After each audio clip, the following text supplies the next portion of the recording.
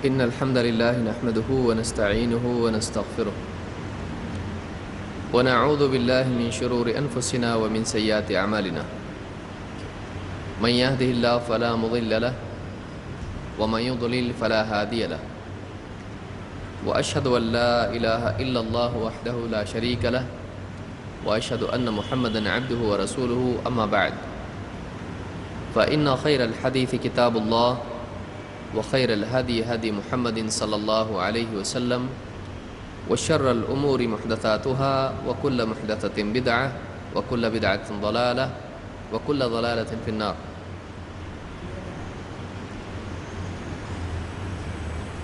میری محترم ماں اور بہنوں، پچھلے درس میں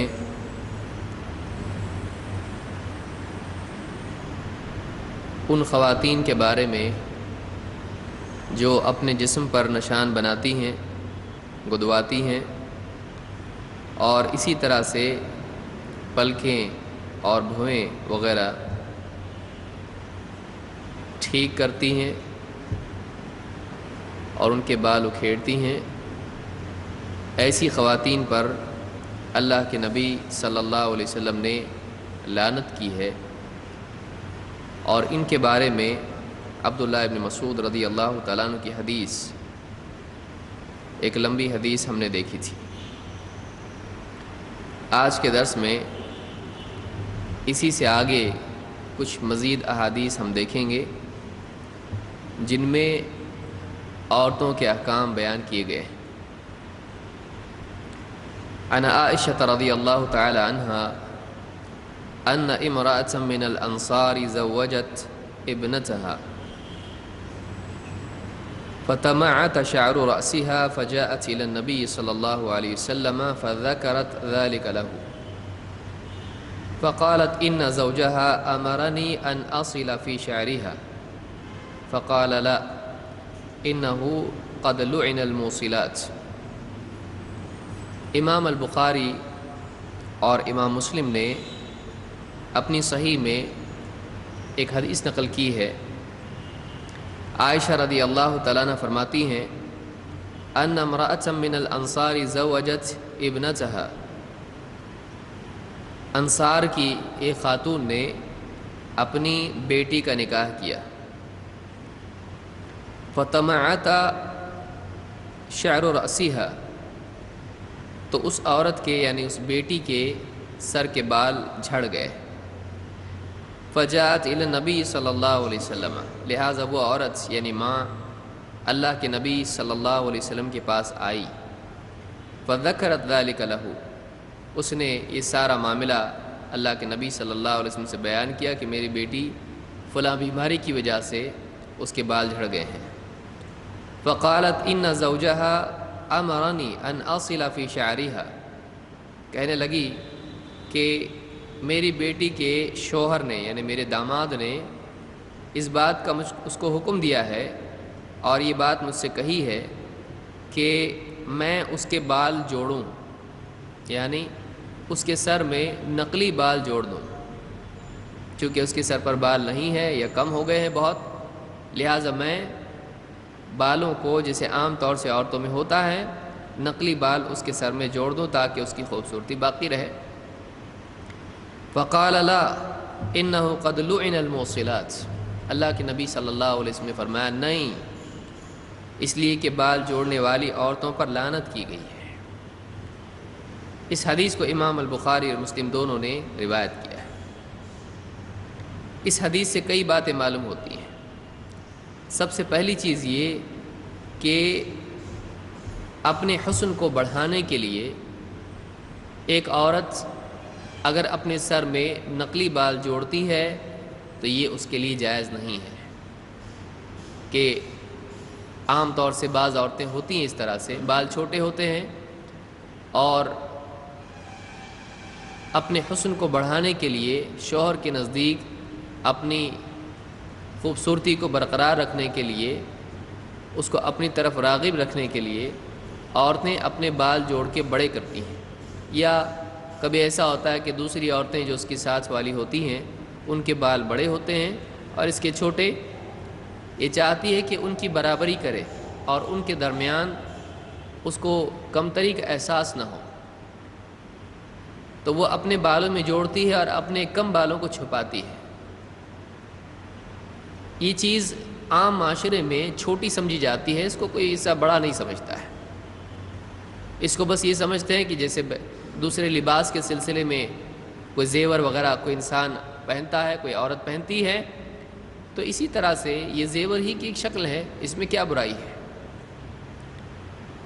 لیکن اللہ کے نبی صلی اللہ علیہ وسلم نے فرمایا لا انہو قد لعن الموصلات، نہیں ایسا نہیں کرنا چاہیے کیونکہ بال جوڑنے والیوں پر لعنت کی گئی ہے، یعنی اللہ رب العالمین کی طرف سے ایسی عورتوں پر لعنت کی گئی ہے۔ لہٰذا اس سے بات معلوم ہوئی کہ بالوں کا جوڑنا یہ اسلام میں جائز نہیں ہے، بالوں کا جوڑنا اسلام میں جائز نہیں ہے۔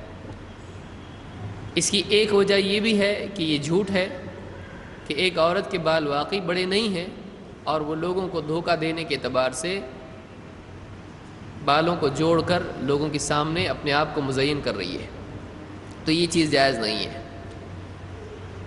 اس حدیث سے ایک اور بات یہ بھی معلوم ہوتی ہے کہ عام حالات میں تو یہ جائز نہیں ہے، لیکن اگر ایک عورت کے بال جھڑ جاتے ہیں تو ایسی صورت میں بھی یہ جائز نہیں ہے، ایسی صورت میں بھی یہ صحیح نہیں ہے، بلکہ اگر اس کا شوہر اس کو حکم دیتا ہے کہ وہ ایسا کرے تب بھی اس کو یہ بات ماننی نہیں چاہیے۔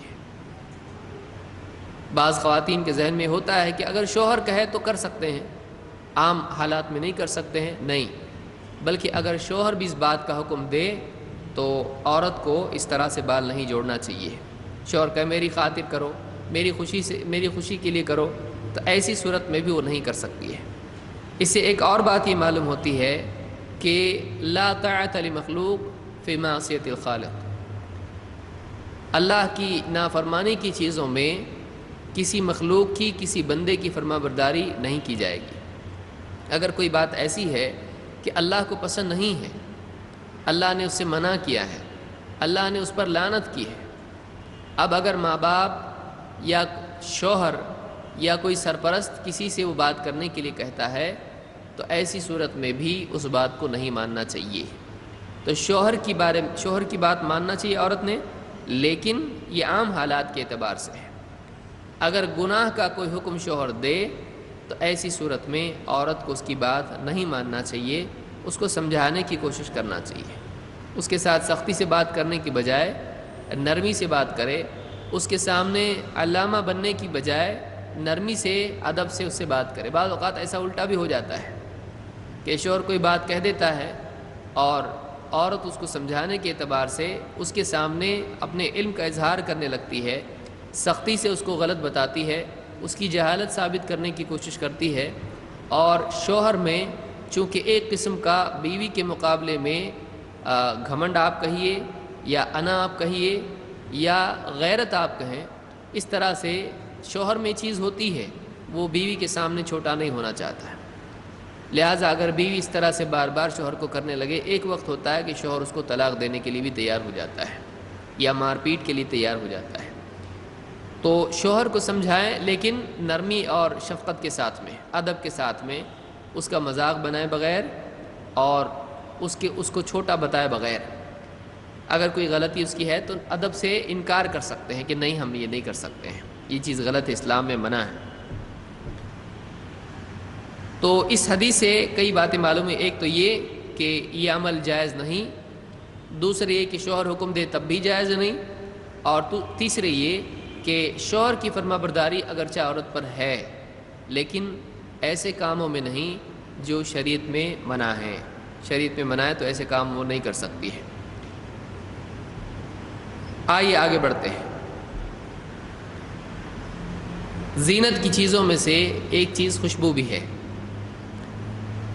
عن ابی موسیٰ الاشعری رضی اللہ عنہ عن النبی صلی اللہ علیہ وسلم قال انما امرأة استعطرت فمرت على قوم لیجدوا ریحها، جو بھی عورت، آپ فرماتے ابو موسیٰ اشعری رضی اللہ عنہ کی حدیث ہے، کہتے ہیں کہ اللہ کے نبی صلی اللہ علیہ وسلم نے فرمایا ایما امرأۃ استعطرت، جو بھی عورت عطر لگائے، فمرت علی قوم، پھر کچھ لوگوں کے پاس سے گزرے، لیجدوا ریحھا، تاکہ وہ اس کی خوشبو پائیں، وہ عورت لوگوں کے قریب سے جائے اس نیت کے ساتھ، اس چاہت کے ساتھ کہ ان کو میری خوشبو محسوس ہو، فہی زانیہ، تو ایسی عورت زناکار عورت ہے، وکل عین زانیہ، اور اس عورت کے دیکھنے والی ہر آنکھ زانیہ ہے،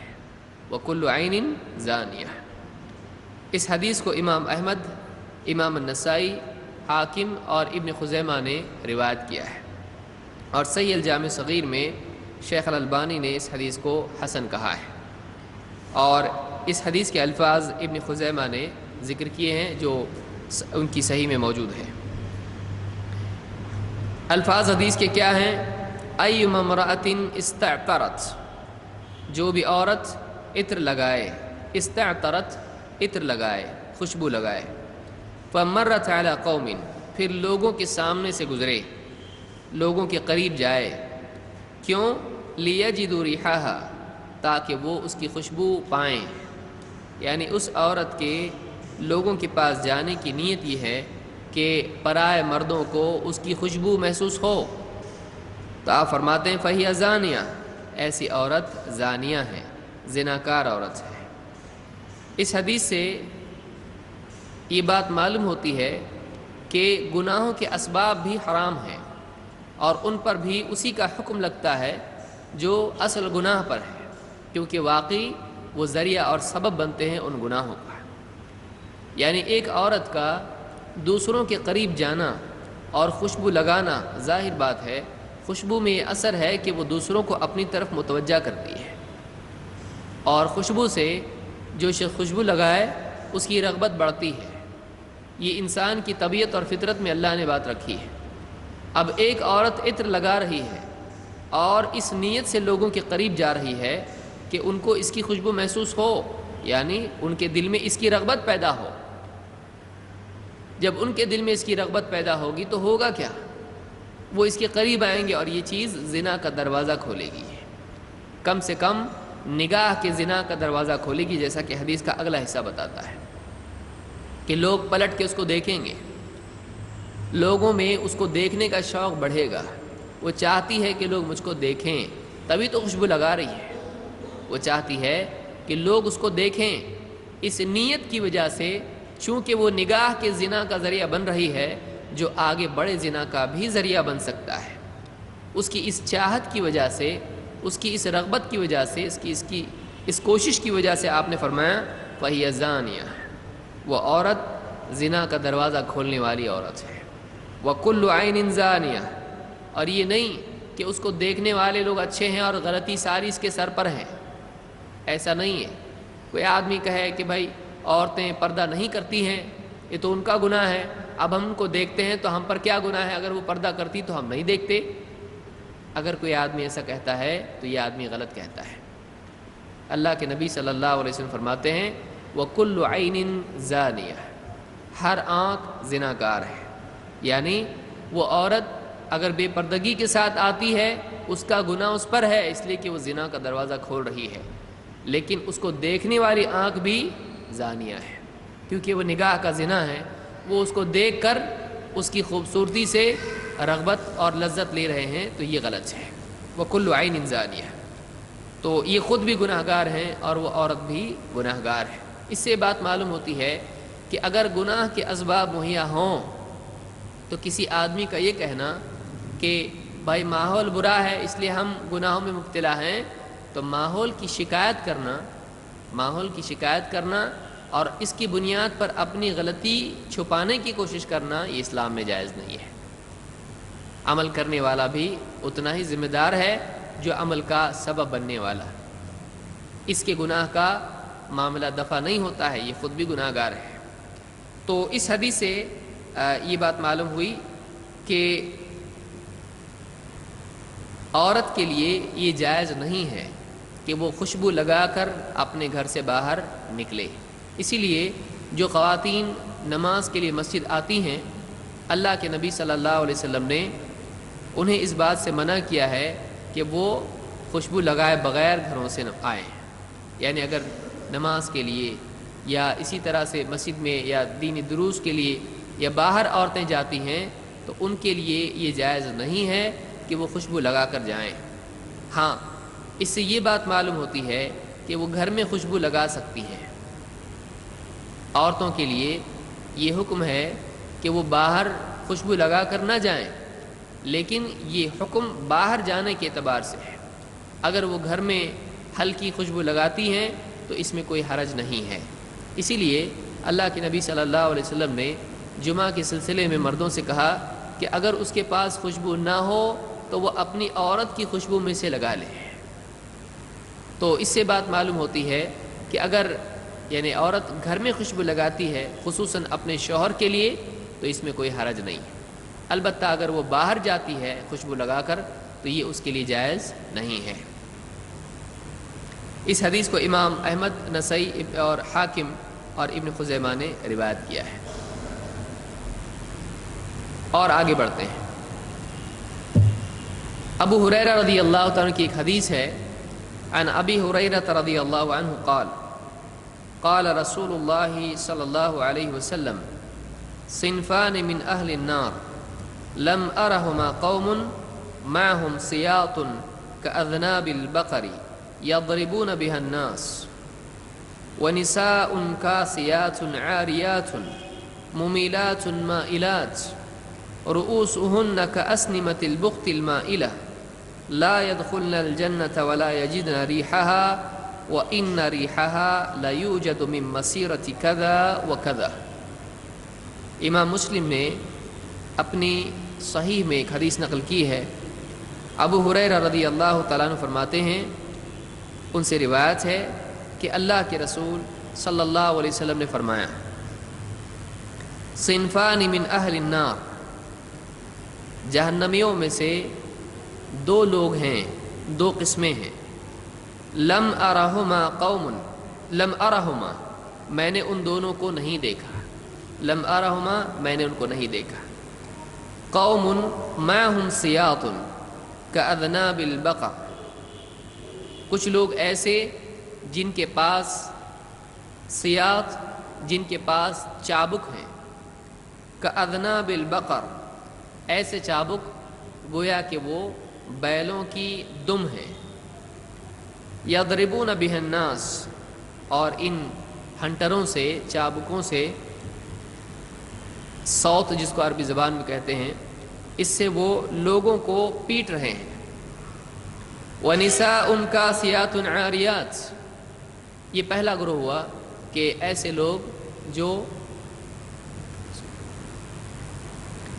لوگ جن کے ہاتھ میں چابک ہیں اور وہ ان سے دوسروں کو مار رہے ہیں، پیٹ رہے ہیں.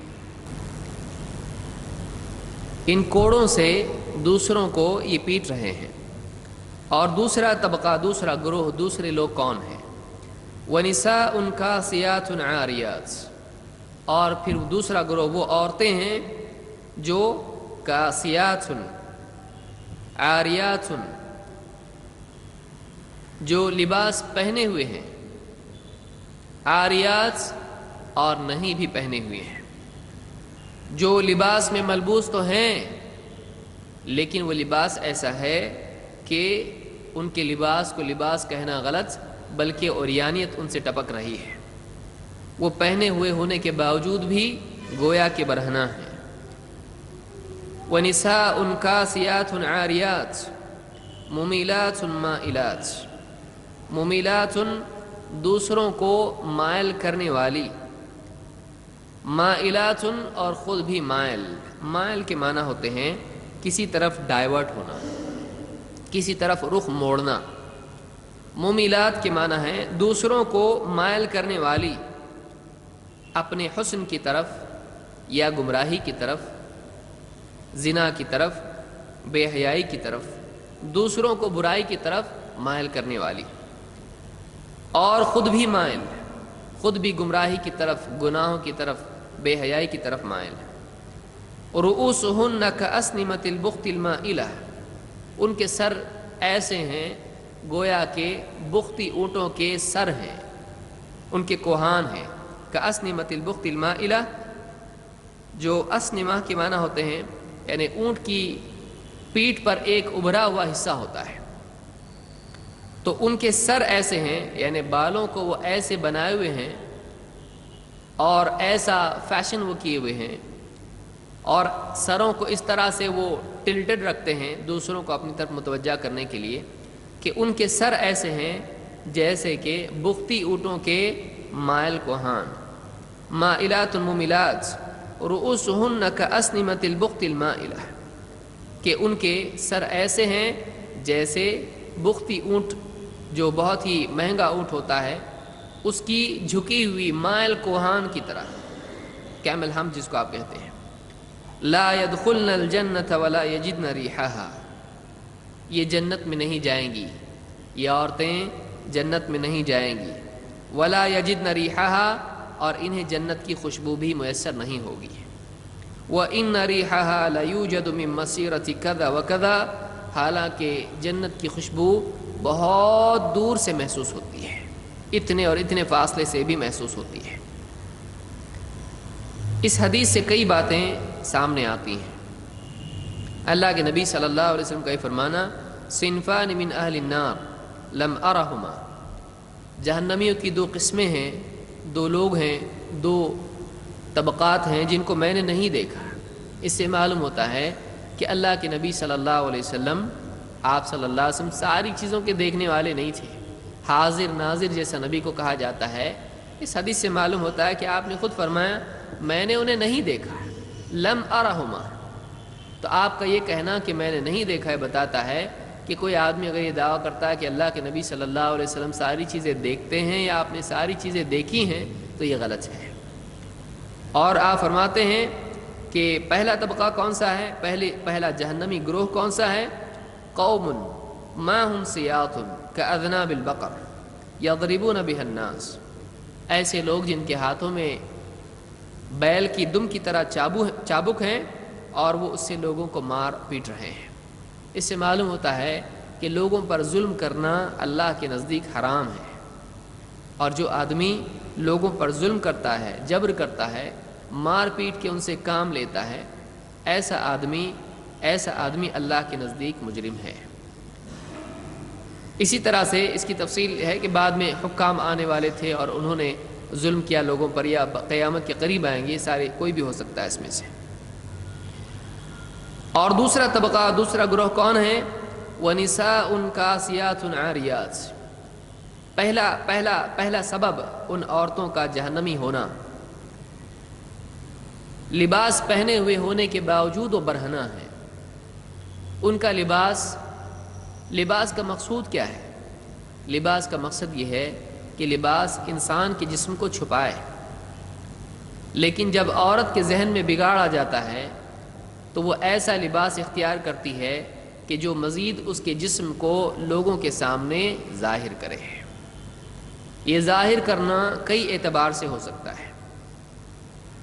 لباس کا مقصود جسم کو چھپانا ہے، جسم کو ظاہر کرنا نہیں، لیکن اگر عورت کے ذہن میں بگاڑ آ جائے، اگر وہ فاسق عورتوں سے متاثر ہو جائے، اگر اس کے دل میں فحش جذبات پیدا ہونا شروع ہو جائیں، اگر وہ شریعت کی پابندیاں اور اسلامی غیرت کو پس پش ڈال دے، تو ایسی عورت کے دل میں اپنے آپ کو نمایاں کرنے کے جذبات پیدا ہوتے ہیں۔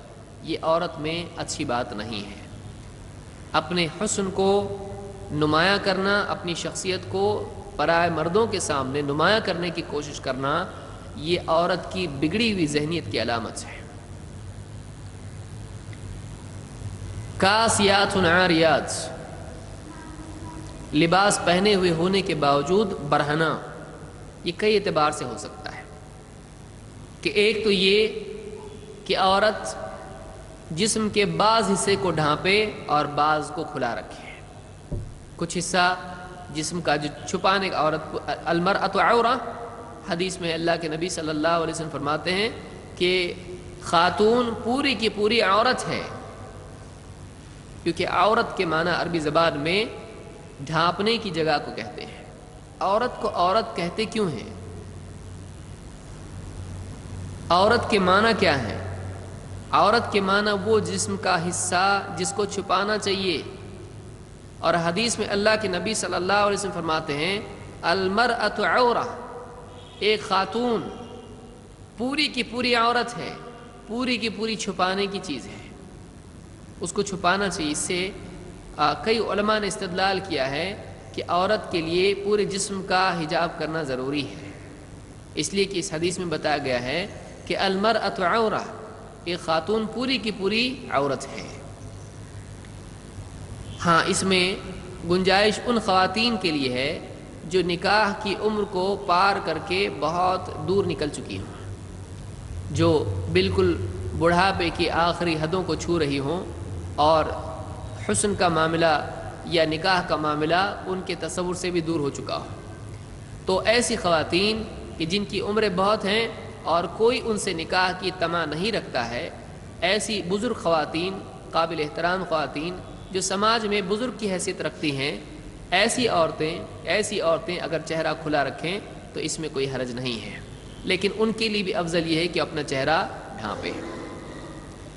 وَنِسَاءٌ كَاسِيَاتٌ عَارِيَاتٌ، پہلی صورت یہ کہ جسم کے بعض حصے وہ ظاہر کریں اور بعض حصے چھپائیں، یعنی ادھورا لباس ان کا ہو، تنگ، یعنی ایسا لباس کہ اوپر سے پہنا ہوا ہے پھر اس کے بعد کچھ چھوڑ کے پھر نیچے پہن رہی ہیں۔ آج کل فیشن اس طرح سے، اور بہت سارے فیشن ایسے ہوتے ہیں، بہت ساری قوموں کا لباس اس طرح سے ہے۔ جیسے مثال کے طور پر ساڑی وغیرہ پہنتی ہیں عورتیں، اس میں جو لباس پہنتی ہیں تو اس سے جسم کا سارا معاملہ ڈھکتا نہیں ہے، بلکہ کچھ حصہ ظاہر ہوتا ہے اور کچھ چھپتا ہے، تو یہ بھی اسی حکم میں آتا ہے۔ وَنِسَاءٌ، اسی لیے جو خواتین، پرانی عورتیں، بہت ساری ہماری بہنیں اور مائیں ایسی ہیں کہ جو پہلے سے ساڑی وغیرہ پہنتی آ رہی ہیں، تو ان کو بھی اس پر غور کرنا چاہیے کہ وہ اس کو ترک کریں۔ اگر جسم کے بعض حصے اس سے دکھائی دیتے ہیں، ہاف آستین کا پہننا مثلا بالکل کوہنیوں سے اوپر تک، اور اسی طرح سے بہت سارے اور بھی لباس ہیں، میں تفصیل میں نہیں جانا چاہتا، جس سے پیٹ وغیرہ دکھائی دیتا ہے، تو یہ جائز نہیں ہے، یہ جائز نہیں ہے۔ تو ایسا لباس جو جسم کے بعض حصوں کو ظاہر کرے وہ اسی حکم میں آتا ہے۔ وَنِسَاءٌ كَاسِيَاتٌ عَارِيَاتٌ، اور وہ عورتیں جو لباس پہنے ہوئے ہونے کے باوجود بھی برہنہ ہیں، عاریات برہنہ۔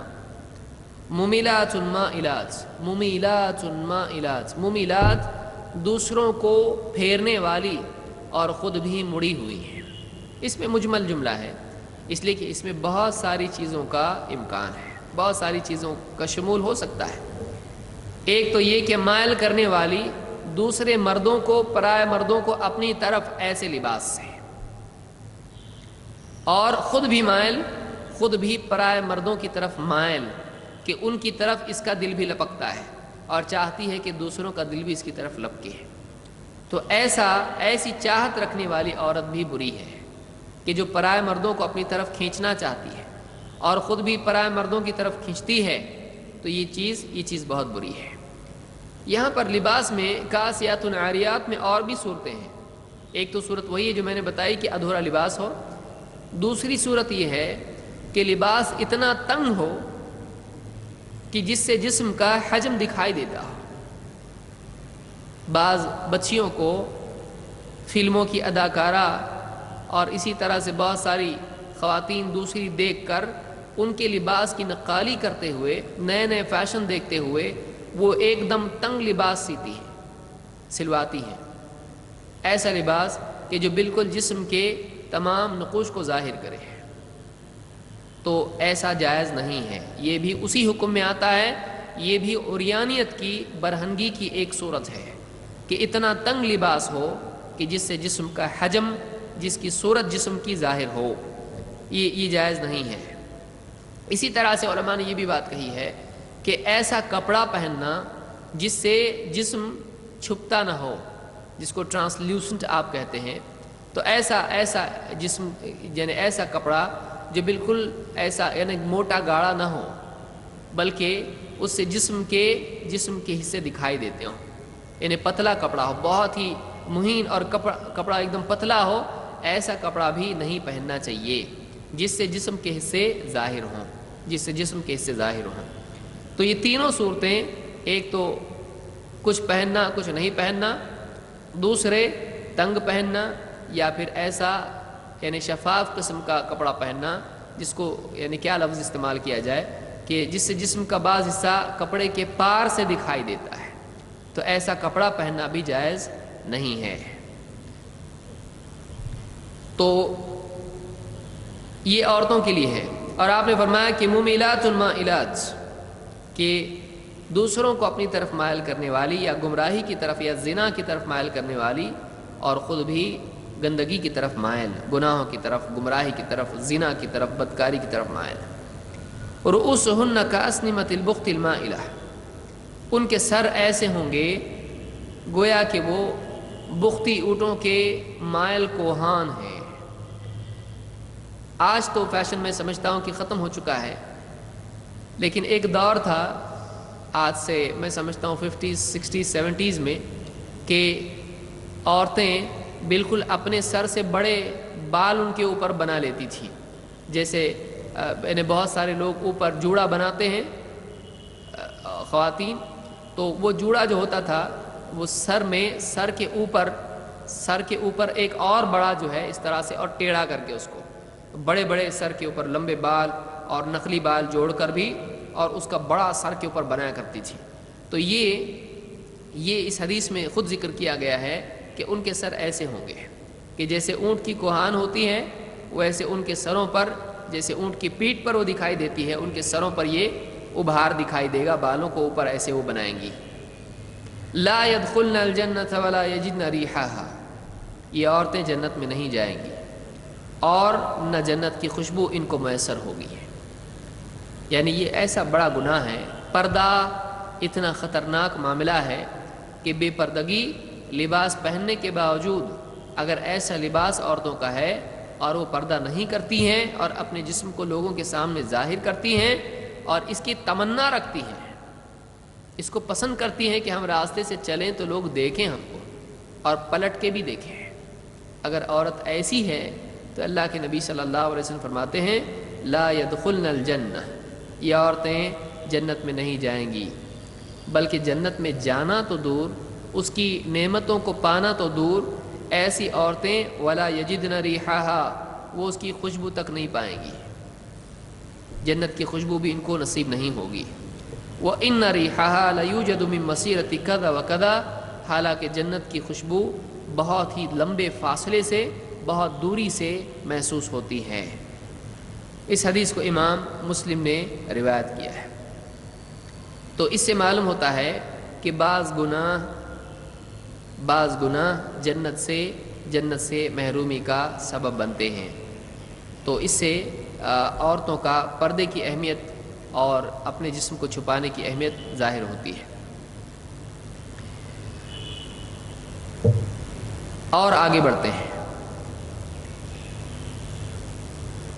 ایک حدیث میں مزید اس بارے میں دوسری عورتوں کی نسبت سے ان کے حسن کو بیان کرنے کے بارے میں شرعی حکم معلوم ہوتا ہے۔ عن عبد اللہ بن مسعود رضی اللہ عنہ قال قال النبی صلی اللہ علیہ وسلم لا تباشر المرأة المرأة فتنعتها لزوجها كأنه ينظر إليها، امام البخاری نے اس کو روایت کیا ہے۔ اللہ کے نبی صلی اللہ علیہ وسلم فرماتے ہیں لا تباشر المرأة المرأة فتنعتها لزوجها كأنه ينظر إليها، ایک عورت کسی دوسری عورت کے بارے میں اس کے نقوش، اس کا چہرہ، اس کی خوبصورتی، اس کے جسم کے معاملات، اس کی زینت کے معاملات اپنے شوہر کے سامنے اتنی تفصیل سے بیان نہ کرے کہ گویا کہ وہ اس کو دیکھ رہا ہے، وہ ایسی ہے، اس کا چہرہ ایسا ہے، اس کی خوبصورتی ایسی، اس کی آنکھیں ایسی، اس کی پلکیں ایسی ہیں، اس کے کان ایسے، اس کی ناک ایسی ہے، اتنی تفصیل سے کسی عورت کے بارے میں ایک عورت اپنے شوہر سے بھی بیان نہ کرے، اتنی تفصیل کأنہ ینظر الیہا، اتنی تفصیل سے کہ اس کے ذہن میں اس عورت کا تصور پیدا ہونے لگے، گویا کہ وہ اس عورت کو دیکھ رہا ہے۔ اس سے اس بات کی حرمت معلوم ہوتی ہے۔ لہٰذا کسی عورت کی زینت بیان کرنا بھی اسلام میں منع ہے۔ آپ اس سے سوچ سکتے ہیں کہ کسی عورت کی تفصیلی زینت بیان کرنا، مجمل بول سکتی ہے ہاں فلاں رشتہ فلاں بچی کو بھیجنا ہے، وہ ایسی ایسی ہے، بیٹے سے کہا کہ ہاں بچی بہت خوبصورت ہے، اچھی ہے، ناک نقشہ اچھا ہے، اس کا رنگ بھی اچھا ہے، اس کا فلاں چیز۔ حالانکہ یہ کوئی اہم چیز نہیں ہے زندگی میں، اصل دین ہے، اصل دین ہے۔ اگر دین نہیں ہے تو بہت خوبصورت ہونا خود ایک مصیبت ہو جاتی ہے، مزید گناہوں کا دروازہ کھلتا ہے۔ تو اگر کسی کے بارے میں مجمل طور پر مختصراً اگر کچھ باتیں بیان کر دی جائیں کہ اطمینان ہو جائے، بیٹا یہ نہ سوچنے لگے کہ بھائی کہاں مجھ کو باندھ رہے ہیں کوٹے سے، اگر اس کو اجمالاً بیان کر دیا جائے کہ ہاں نقشہ ٹھیک ہے، رنگ بھی ٹھیک ہے، اچھی بچی خوبصورت ہے، ہمارے لیے تو ہم کو تو اچھی جچ رہی ہے، اگر موٹا موٹا اس طرح سے کہے کہ اس کے بھی دل میں یہ بات پیدا ہو کہ ہاں وہ بھی نکاح کے لیے تیار ہے اور دیکھنے کے لیے تیار ہے، تو یہ جائز ہے۔ لیکن فَتَنْعَتَهَا لِزَوْجِهَا كَأَنَّهُ يَنْظُرُ إِلَيْهَا، شادی شدہ آدمی ہے، اپنے شوہر کے سامنے بھی ایک عورت اس کی کسی اور خاتون کی تفصیلی زینت، اس کے چہرے کے نقوش اور ساری تفصیلات اگر بیان کرتی ہے تو یہ جائز نہیں ہے۔ اس سے یہ بات سمجھ میں آتی ہے کہ جب یہ جائز نہیں ہے تو پھر اپنی زینت کا دوسروں کے سامنے اظہار کرنا کیسے جائز ہو سکتا ہے؟ سمجھ رہے ہیں آپ؟ اس کو دیکھیے، غور کیجیے اس میں کہ ایک عورت کسی دوسری عورت کا حسن اتنی تفصیل سے بیان نہیں کر سکتی ہے کہ اس آدمی کے ذہن میں تصور پیدا ہو، تو تصور کی صورت میں وہ اس کو دیکھنے لگے، یہ جائز نہیں ہے۔ تو کسی عورت کا، ماں کا اپنی بیٹی کو باہر لانا لے جانا بغیر پردے کے کہ تصور نہیں، سر کی آنکھوں سے لوگ اس کو دیکھیں، یہ کیسے جائز ہو سکتا ہے؟ من باب اولا وہ برا ہے۔ جب کسی کے دل میں تصور پیدا کرنا بھی کسی خوبصورتی کا غلط ہے تو اس کی آنکھوں سے دکھانا کسی کو، اس کے سامنے پیش کرنا کسی کو، یہ اور بھی زیادہ برا ہے۔ اس سے بات معلوم ہوتی ہے کہ کسی عورت کو اپنے آپ کو پیش کرنا کسی کے سامنے تاکہ وہ اس کا حسن دیکھے، یہ بھی جائز نہیں ہے، الا یہ کہ وہ نکاح کے لیے کسی کو اپنے اس کے سامنے آنا ہو، یہ جائز ہے۔ کہ اگر رشتہ ہو رہا ہے، نکاح کا معاملہ تقریباً طے ہے، بس معاملہ ابھی دیکھنے پر ٹکا ہوا ہے، تو اگر آ کے لڑکا دیکھنا چاہتا ہے لڑکی کو تو ایسی صورت میں اس کو دیکھ سکتا ہے، ایسی صورت میں دیکھ سکتا ہے۔ لیکن اس کے علاوہ بے پردگی کے ساتھ یہاں وہاں گھومنا یہ مناسب نہیں ہے، جائز نہیں ہے۔ اس سے میڈیا کی بھی تفصیل ہم کو معلوم ہوتی ہے، اس کا حکم بھی ہمارے سامنے آتا ہے کہ ایک آدمی، ایک عورت کسی پرائی عورت کے بارے میں اپنے گھر والوں کے سامنے، اپنے شوہر کے سامنے تفصیلی خوبصورتی اس کی بیان نہیں کر سکتی ہے، تو ایک آدمی کیسے اپنے بیٹوں کے سامنے ایک ٹی وی لا کر رکھ سکتا ہے کہ وہ پرائی عورتوں کی خوبصورتی اپنی آنکھوں سے دیکھیں؟ کیسے صحیح ہو سکتا ہے؟ تو یہ بھی جائز نہیں ہے۔ تو یعنی کسی کے سامنے دوسری عورت کا حسن پیش کرنا جائز نہیں ہے، چاہے وہ کسی بھی صورت میں ہو، چاہے وہ الفاظ کی صورت میں ہو تو یہ برا ہے، تو حقیقی صورت میں اس سے زیادہ برا ہے۔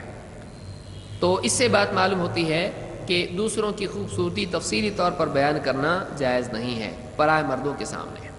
کوئی عورت کہے میرا شوہر بہت پکا ہے، کہیں نہیں جائے گا، تو آپ کو یہ بات اپنی جگہ رکھیے، دل میں ہی رکھیے اس کو، لیکن اسلام میں یہ منع ہے۔ کوئی عورت کہنے لگے نہیں میں کسی کی خوبصورتی، چاہے وہ سامنے کھڑی آ کے، کوئی عورت آ کے کھڑی ہو جائے سامنے، میرا شوہر مجھ سے اپنی نگاہ ہٹائے گا بھی نہیں۔ آپ کے دل کے بہلانے کے لیے بہت اچھی بات ہے، لیکن شیطان آپ کے کنٹرول میں نہیں ہے، آپ کا شوہر ہو سکتا ہے۔ آپ کا شوہر کتنا بھی آپ کے کنٹرول میں ہو، شیطان آپ کے کنٹرول میں نہیں، اس کے دل میں نہ معلوم نہیں کون سا بٹن وہ دبا دے، پھر شاید آپ کی طرف دیکھے بھی نہیں۔ لہٰذا یہ ساری چیزیں یہ اتنا زیادہ بھروسہ بھی اچھی چیز نہیں ہے۔ تو کسی عورت کا اپنے شوہر کے سامنے پرائی عورتوں کا حسن بیان کرنا جائز نہیں ہے۔ اور آگے بڑھتے ہیں۔ عن ابن عباس رضی اللہ عنہما انہ سمع النبی صلی اللہ علیہ وسلم یقول لا يخلون رجل بامرأة ولا تسافرن امرأة الا ومعها محرم فقام رجل فقال يا رسول الله اكتتبت في غزوة كذا وكذا وخرجت امرأتي حاجة قال اذهب فحج مع امرأتك۔ اس کو امام البخاری اور مسلم دونوں نے روایت کیا ہے۔ ابن عباس رضی اللہ تعالیٰ عنہما فرماتے ہیں کہ انہوں نے اللہ کے نبی صلی اللہ علیہ وسلم سے ایک بات سنی ہے۔ آپ نے فرمایا لا یخلون رجل بامرأة، کوئی آدمی کسی عورت کے ساتھ تنہائی اختیار نہ کرے، کوئی آدمی کسی پرائی عورت کے ساتھ میں تنہائی میں نہ رہے کہ ان دونوں کے سوا کوئی نہیں۔ کوئی آدمی کہنے لگے ہمارے دونوں کے سوا اللہ ہے نا، تو یہ دھوکہ ہے۔ اللہ تو ہر بندے کے ساتھ ہے، لیکن یہاں پر یہ بات نہیں کہی جا رہی، یہاں پر خود کہا جا رہا ہے کہ وہ دونوں تیسرا کوئی انسان نہ ہو، اس کا محرم نہ ہو، تو ایسی صورت میں اس کے لیے جائز نہیں ہے۔ لا یخلون رجل بامرأة، کوئی مرد کسی عورت کے ساتھ تنہائی اور خلوت اختیار نہ کرے۔ ولا تسافرن امرأة الا ومعها محرم، اور کوئی عورت سفر نہ کرے ہاں مگر یہ کہ اس کے ساتھ محرم ہو، محرم کے بغیر وہ سفر نہ کرے، اکیلی سفر نہ کرے۔ فقام رجل، تو ایک آدمی کھڑا ہوا، فقال یا رسول اللہ اکتتبت فی غزوة کذا وکذا، میں نے فلاں غزوہ میں فلاں جنگ میں اپنا نام لکھایا ہے۔ وخرجت امرأتی حاجۃ، اور میری بیوی حج کے لیے نکل پڑی ہے۔ آپ صلی اللہ علیہ وسلم نے فرمایا قال اذهب فحج مع امرأتک، آپ نے فرمایا جا اپنی بیوی کے ساتھ حج میں چلا جا۔ اس کو بخاری مسلم نے روایت کیا ہے۔ اس حدیث سے کئی باتیں معلوم ہوتی ہیں۔ نمبر ایک، کسی مرد کے لیے کسی عورت کے ساتھ خلوت اختیار کرنا جائز نہیں ہے۔ بچیاں ہیں، کالج میں کسی پروجیکٹ پہ کام کر رہی ہیں، اور ساتھ میں کوئی لڑکا بھی ہے، بہت ہینڈسم ہے اور بہت شریف ہے اور بہت انٹیلیجنٹ ہے، اس کے ساتھ میں پروجیکٹ پہ کام کر رہی ہیں اور ہاسٹل میں رہتے ہیں اور دونوں ایک کمرے میں بیٹھ کے پڑھائی کر رہے ہیں فزکس اور کیمسٹری کی۔ یہ جائز نہیں ہے، یہ جائز نہیں ہے۔ تو کوئی مرد اور کوئی عورت اکیلے کسی کمرے میں ہوں، یہ جائز نہیں ہے۔ کوئی یہ کہے کہ اس کا دوست ہے اور اس کی سہیلی ہے تو چلے گا، نہیں چلے گا، کیونکہ اس کے ساتھ اس کا محرم نہیں ہے، اس کا محرم نہیں ہے، وہ محرم نہیں ہے۔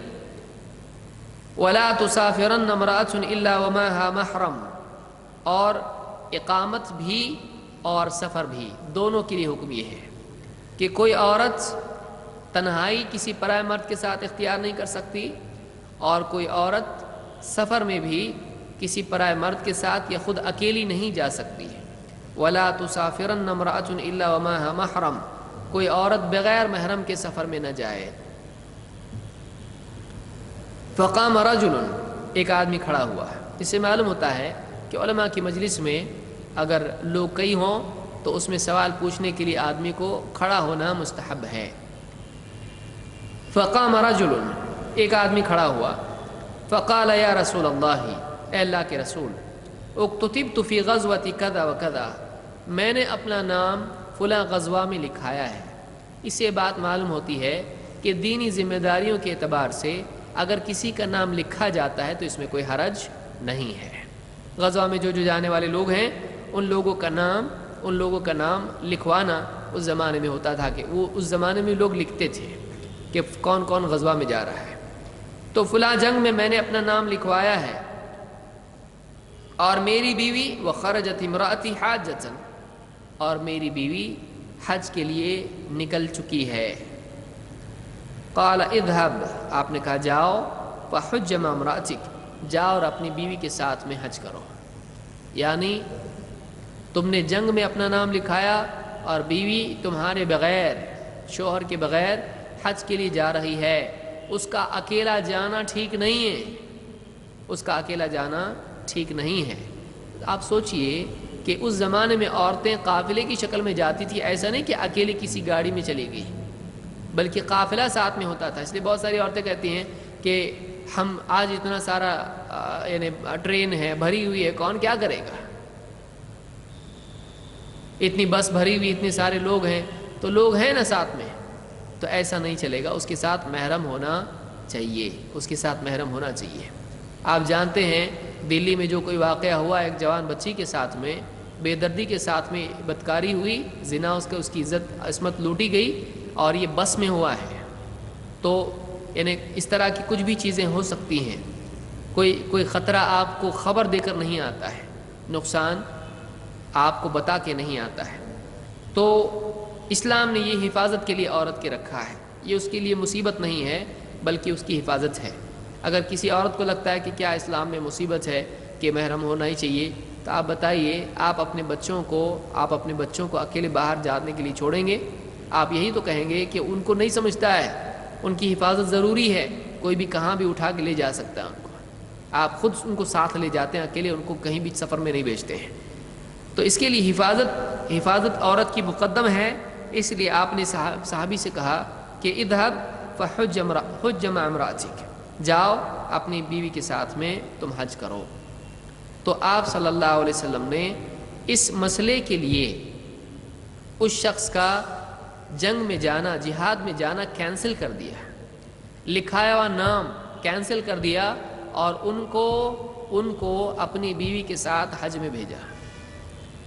اس سے یہ بھی بات معلوم ہوتی ہے کہ اسلام میں یہ اصول ہے کہ محظورات جتنے ہیں جس میں نقصان کا ڈر ہے، اس کا لحاظ رکھنا یہ زیادہ مقدم ہے فضائل اور نیکیوں کے مقابلے میں۔ یعنی ایک نیکی آپ کر رہے ہیں، اس کی وجہ سے ایک دوسرا گناہ ہو سکتا ہے آپ کے گھر میں، ایک دوسرا نقصان ہو سکتا ہے۔ اگر وہ نیکی آپ پر لازم نہیں ہے، اگر وہ نوافل میں سے ہے، فرائض میں سے نہیں ہے، تو آپ کو وہ نیکی چھوڑ کے اس گناہ سے اپنے گھر والوں کو روکنے والا بننا چاہیے۔ تو یہ بھی اصول اسلام میں ہے کہ یعنی گناہ سے بچانا یہ مقدم ہے۔ تو اس حدیث سے بات معلوم ہوئی کہ آپ نے ان کا نام جہاد میں سے، غزوہ میں سے کینسل کر کے، اس میں سے کٹ کر کے ان کو یہاں بھیج دیا، بیوی کے ساتھ حج پر بھیج دیا۔ تو اس سے محرم کی اہمیت معلوم ہوتی ہے۔ اس سے یہ بھی معلوم ہوتا ہے کہ اگر ایک کسی بڑی نیکی کے لیے، جیسے جنگ کے لیے، آدمی اپنا نام لکھا چکا ہے، اسلامی حکومت ہے اور جنگ چل رہی ہے، اور ایسی صورت میں اپنا نام اس میں لکھا چکا ہے، تو جب اس نے ارادہ کر لیا ہے جانے کا، پختہ عزم کر لیا ہے، تو کسی گھریلو مصلحت کی وجہ سے، شرعی مصلحت کی وجہ سے وہ نام کٹ کر سکتا ہے، کینسل کر سکتا ہے، تو اس میں کوئی حرج نہیں ہے۔ اس کو بخاری اور مسلم نے روایت کیا ہے۔ ایک حدیث میں، ایک روایت میں یہ بھی الفاظ ہیں، آپ نے فرمایا الا لا يخلون رجل بامرأة الا كان ثالثهما الشیطان۔ امام احمد، الترمذی اور حاکم نے یہ حدیث نقل کی ہے، اور صحیح الجامع صغیر میں شیخ الالبانی نے اس کو صحیح کہا ہے۔ آپ فرماتے ہیں الا، خبردار، لا يخلون رجل بامرأة، کوئی مرد کسی عورت کے ساتھ خلوت، تنہائی، اکیلا پن، پرائیویسی اختیار نہ کرے، الا کان ثالثہما الشیطان، اگر وہ آدمی ایسا کرتا ہے تو اس کا تیسرا شیطان ہوتا ہے۔ ایک تو یہ مرد ہے، دوسرے وہ عورت ہے، تو وہ اپنے آپ کو تنہا اور اکیلا نہ سمجھے، ان کا دو کا تیسرا شیطان ہوتا ہے۔ کیا مطلب ہے؟ کہ ایسی جگہ پر شیطان فوراً پہنچ جاتا ہے، کیونکہ ایسا ماحول بن چکا ہے کہ دونوں کو گناہ میں مبتلا کر دے، تو ان کا تیسرا شیطان ہوتا ہے، یعنی وہ ان کو گناہ پر ابھارے گا، ان کو زنا پر ابھارے گا، ان کے دل میں ایسے جذبات پیدا کرے گا جو بالآخر ان کو گناہ تک لے جائیں گے۔ تو اس سے بھی معلوم ہوتا ہے کہ یہ جائز نہیں ہے، اس لیے کہ اس میں گناہ کا امکان قوی ہو جاتا ہے، بڑھ جاتا ہے۔ لہٰذا اپنی بچیوں کو پکنک وغیرہ پر، کالج کی ٹرپ پر بھیجنا جن میں کوئی محرم ساتھ میں نہیں ہے، جائز نہیں ہے۔ کوئی کہتا ہے کہ پھر پاس کیسے ہوگی؟ آپ فیل کر دیجئے اس کو، اللہ کے ہاں فیل نہیں ہونا چاہیے وہ۔ اگر وہ بالکل دھبا لگا کر گھر کو آئے تو آپ کو یہ پسند ہے کہ اس دھبے کے ساتھ اس کو گولڈ میڈل مل رہا ہے تو آپ کو یہ پسند ہے؟ اگر اتنے بے غیرت انسان آدمی کوئی ہے تو پھر وہ جو چاہے کرے۔ اذا لم تستحی فاصنع ما شئت، اگر تجھ کو حیا نہ ہو تو جو چاہے کر۔ تو ایک آدمی کو اتنی غیرت ہونا چاہیے۔ اس کے ساتھ اگر کوئی اس کا یعنی سرپرست جاتا ہے تو پھر یہ اس میں کوئی حرج نہیں ہے، کالج ٹرپ پہ وہ جا سکتا ہے ساتھ میں، اپنی بیٹی کے ساتھ میں، بھائی کوئی ساتھ میں اس کے ہو۔ لیکن اگر ایسا نہیں ہے تو اس کے لیے جانا شرعاً جائز نہیں ہے، ایسے پڑھنے سے نہیں پڑھنا اچھا۔ امام احمد، ترمذی اور حاکم نے اس کو روایت کیا ہے۔ صحیح الجامع صغیر میں یہ حدیث موجود ہے اور یہ حدیث صحیح ہے۔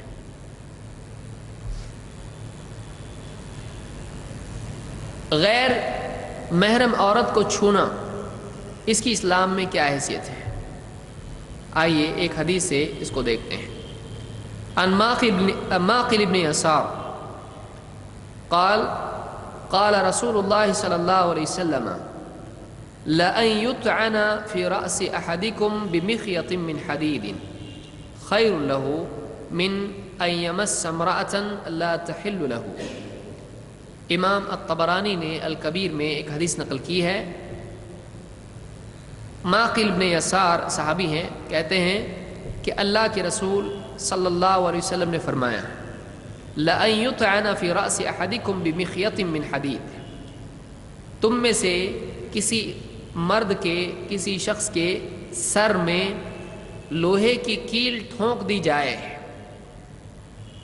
آپ غور کریں اور اس کو محسوس کرنے کی کوشش کریں کہ کسی آدمی کے سر میں لوہے کی کیل ٹھونک دی جائے، کیا محسوس ہوگا اس کو، کتنی تکلیف ہوگی اس کو۔ لَأَن يُطْعَنَ فِي رَأْسِ أَحَدِكُمْ بِمِخْيَطٍ مِّنْ حَدِيدٍ، تم میں سے کسی مرد کے سر میں لوہے کی کیل ٹھونک دی جائے، یہ بہتر ہے خیر لہ من ان یمس امرأة لا تحل لہ، یہ اس سے بہتر ہے کہ اس کا ہاتھ وہ کسی ایسی عورت کو چھوئے جس کا چھونا اس کے لیے حلال نہیں، وہ کسی ایسی عورت کو چھوئے کہ اس کا مس کرنا اس کے لیے حلال نہیں۔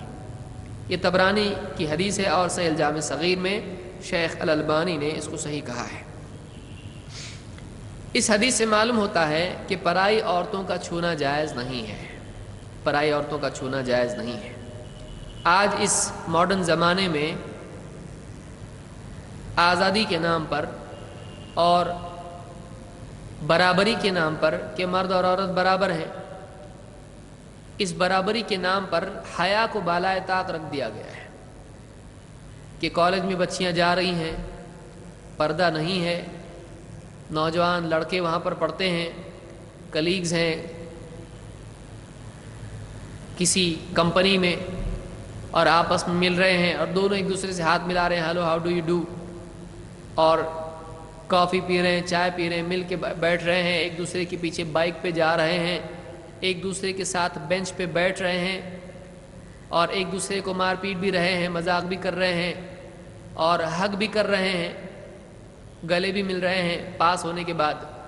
یہ ساری جو چیزیں ہیں اگر کوئی ان سے منع کرتا ہے تو بہت دقیانوسی ہے، بہت پرانے زمانے کا ہے، یہ بالکل اونٹ کے زمانے کا آدمی مانا جاتا ہے۔ یہ تو نہ، یہ کس میں کچھ بھی نہیں ہوتا ہے، ہمارا دل بہت پاک ہے، ہم بالکل بس ایک دوسرے کے فرینڈ ہیں ہم لوگ۔ اگر منع کیا جائے تو کیا کہتے ہیں؟ ہم بس فرینڈ ہیں، اس سے زیادہ آگے کچھ بھی نہیں ہے، اس سے زیادہ آگے شیطان کا گڑھا ہے، یہ دھوکہ ہے شیطان کی طرف سے۔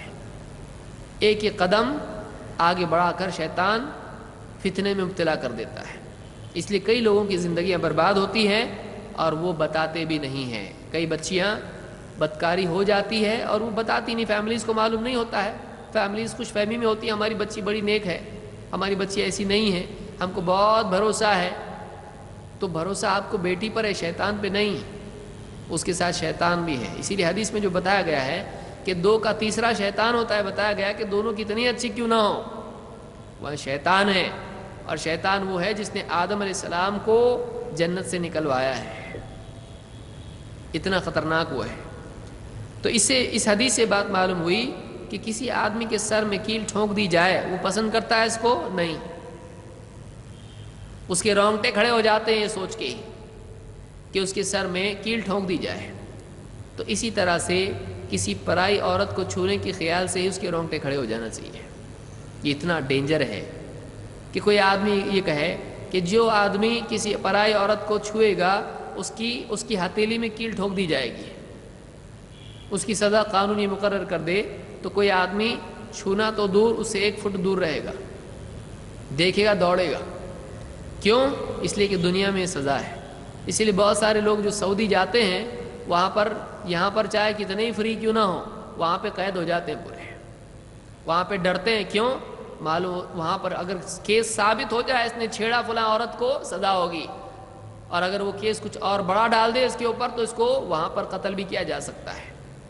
تو آدمی بہت ڈرتا ہے وہاں پہ، کسی بھی بلا میں کودنے کی اس کی ہمت نہیں ہوتی اس طرح سے. تو ایک آدمی کو اللہ کے ہاں کی سزا اگر معلوم ہو جائے اور یقین اس کا ہو تو گناہ سے بچنا آسان ہوتا ہے.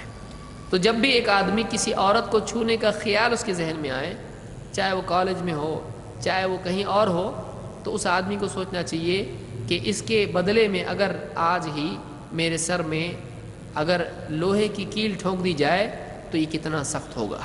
تو اس کو پیچھے ہاتھ کھینچ لینا چاہیے. Happy new year, birthday, اور پاس ہو گئے، فیل ہو گئے، جو بھی ہے. اس طرح کی صورتوں میں بہت سارے لوگ ایک دوسرے سے ہاتھ ملانا اور گلے ملنا وغیرہ کرتے ہیں. آج کل یہ عام ہو چکا ہے، پہلے نہیں تھا. آج کل یہ کال سینٹرز آنے کی وجہ سے اور فلموں کی وجہ سے اور مغربی تہذیب کو دیکھنے کی وجہ سے، انٹرنیٹ کی وجہ سے یہ چیزیں آج عام ہو گئی اور اس میں کوئی قباحت کوئی محسوس نہیں کرتا ہے. یہ حرام ہے. کوئی مرد کسی عورت کو چھو نہیں سکتا ہے، پرائی عورت کو چھو نہیں سکتا ہے. آپ سوچئے عید کا دن آتا ہے، عید مبارک، سب جاتے یہاں وہاں سے اس سے ملنے جاتے ہیں، اور بھانجے بھتیجے بھتیجیاں اور سب جتنے بھی کزنس ہوتے ہیں یہ سب ایک دوسرے سے کیا کرتے ہیں؟ ہاتھ ملاتے ہیں. اور اگر بہت ہی زیادہ رشتہ داری پکی ہو گلے بھی ملتے ہیں، 1 بھی بار نہیں 3 بار.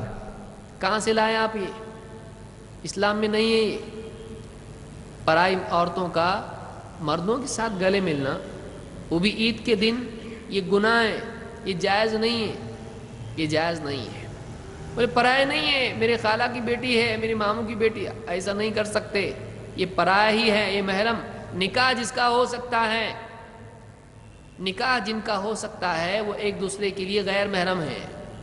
جن کا کبھی نکاح نہیں ہو سکتا ہے جیسے سگا بھائی ہے، یہ ایک دوسرے کے لیے محرم ہے. یہ ایک دوسرے کے لیے محرم ہے. تو عید کے دن بھی اس طرح سے گناہ میں بہت سارے لوگ مبتلا ہوتے ہیں، ایک دوسرے سے مصافحہ کرتے ہیں، ایک دوسرے سے گلے ملتے ہیں. تو یہ یعنی مردوں کے لیے اس طرح سے نہیں ہے گلے ملنا عید کے دن. تو مرد اور عورت کیسے کر سکتے ہیں؟ عید کا عمل نہیں ہے گلے ملنا. بہت سارے لوگ سمجھتے ہیں عید کے دن تو کم سے کم گلے ملو. تو عید کے دن گلے ملنا یہ قرآن و سنت سے ثابت نہیں ہے. ہاں کوئی آدمی سفر سے لوٹتا ہے تو ایسی صورت میں اس سے گلے ملنا، اللہ کے نبی صلی اللہ علیہ وسلم اپنے صحابہ سے گلے ملتے تھے، اس میں کوئی حرج نہیں ہے.